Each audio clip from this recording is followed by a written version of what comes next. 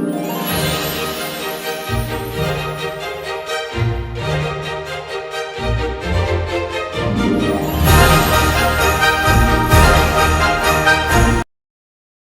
இன்றைக்கி நம்ம ஆசை தோசை தமிழில் என்ன பார்க்க போகிறோம்னு பார்த்தீங்கன்னா, இங்கே பாருங்கள், எறா வச்சு நம்ம வந்து ஒரு டீப் ஃப்ரை தான் வந்து நம்ம பண்ண போகிறோம். 1/2 கிலோ எறா வாங்கி க்ளீன் பண்ணி வச்சுருக்கோம். முதல்ல வந்து நம்ம அந்த எறாக்கு வந்து என்னென்ன மசாலா போடலான்னு பார்த்துக்கலாம். 1 ஸ்பூன் வந்து ரெட் சில்லி பவுட்ரு சேர்த்துக்கலாம். மஞ்சள்தூள் ஒரு 1/4 ஸ்பூன் சேர்த்துக்கலாங்க. உப்பு ஒரு 1/2 ஸ்பூன் சேர்த்துக்கலாம். இஞ்சி பூண்டு பேஸ்ட்டு சேர்த்துக்கலாம். லெமன் ஜூஸ் வந்து புழிஞ்சிக்கலாம் அந்த ஃப்ரானில். ஸ்பூன் மிளகு எடுத்து வச்சுருக்கோம், இந்த ஜாரில் சேர்த்துக்கலாம். அதுக்கப்புறம் வந்து ஒரு 1/2 ஸ்பூன் சீரகம் வச்சுருக்கோம், அதையும் நம்ம 2த்தையும் சேர்த்து மிக்சியில் வந்து பொடி பண்ணி எடுத்துன்னு வந்துடலாம் ஃப்ரெண்ட்ஸ். இதை கொஞ்சமாக தான் போடணும். சீரகம் சேர்த்து பொடி பண்ணோம் இல்லைங்களா, அதை வந்து சேர்த்துக்கலாம். சேர்த்துட்டு இப்போ நம்ம வந்து நல்லா கையால் வந்து நல்லா மிக்ஸ் பண்ணிக்கலாம். இந்த மசாலாலாம் வந்து நல்லா வந்து கோட் ஆகட்டும் எல்லாத்துலேயும்.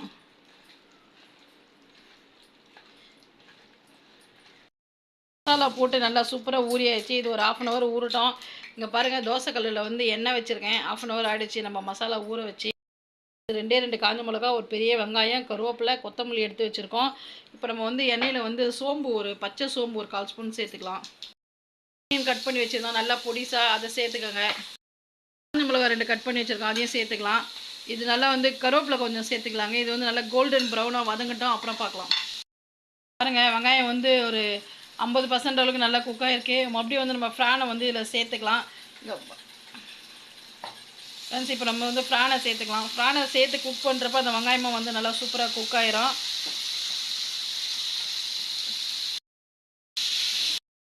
இங்கே பாருங்கள், நம்ம வந்து அந்த லைட்டாக தண்ணி வந்து உங்கள் இறா வந்து இதிலே வெந்துடும்.